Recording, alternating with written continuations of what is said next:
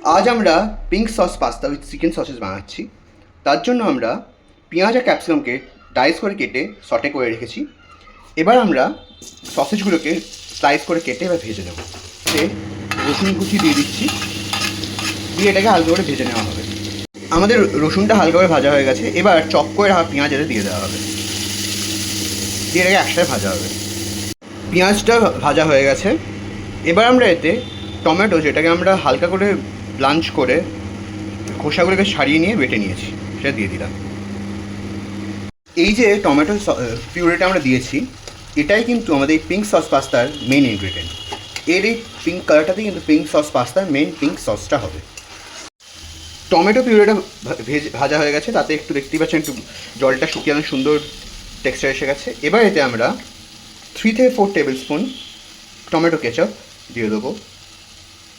তার সাথে ওই 3 থেকে 4 চামচ মতন রেড চিলি সস দিয়ে দেবো। সরি, একটা জিনিস আমরা বলতে ভুলে গেছিলাম, সেটা হচ্ছে যখন আমরা পুরো আইটেমটাকে স্টার্ট করেছিলাম তখন সাদা তেলের সাথে একটু বাটারও দিয়ে দিয়েছিলাম। আবার এখন আমরা এতে একটু বাটারও দিয়ে দেবো।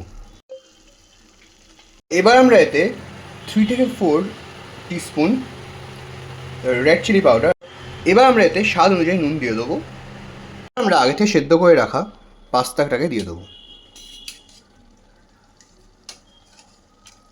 এবার আমরা আগে থেকে সটে করে রাখা ভেজিস এবং আমাদের চিকেন সসেসগুলোকে দিয়ে দেবো।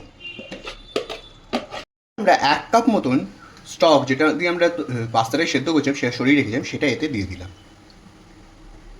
এবার আমরা এতে গোলমরিচগুলো দিয়ে দিচ্ছি স্বাদ অনুসারে। এবার আমরা এতে আন্দাজ মতন ফ্রেশ ক্রিম দিয়ে দিচ্ছি। আমরা এতে 1 টেবিল স্পুন মতন বাটার দিয়ে দেবো। চিজ ওপরে দিয়ে দিচ্ছি, দিয়ে এবার আমরা ঢাকা দিয়ে দেবো যাতে চিজটা এতেই গলে যায়। আমাদের দেখতেই পাচ্ছেন চিজটা মেল্ট হয়ে গেছে। এবার আমরা ঢাকাটা খুলে তাতে অরিগ্যানো আর চিলি ফ্লেক্স দিয়ে দেবো। এবার আমরা এই সিজনিংগুলোকে মিশিয়ে নেবো। এবার আমরা পাস্তাটাকে একটা বোলে সার্ভ করে নিয়েছি। এবার তার উপর থেকে চিজ গ্রেট করে দিয়ে দেবো। এবার আমরা এটাকে মাইক্রোওয়েভে দিয়ে একটু বেক করে নেবো।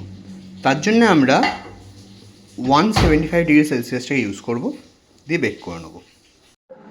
উফ, ইয়াম্মি! কি দেখতে হয়েছে দেখুন আমাদের এই পাস্তাটা।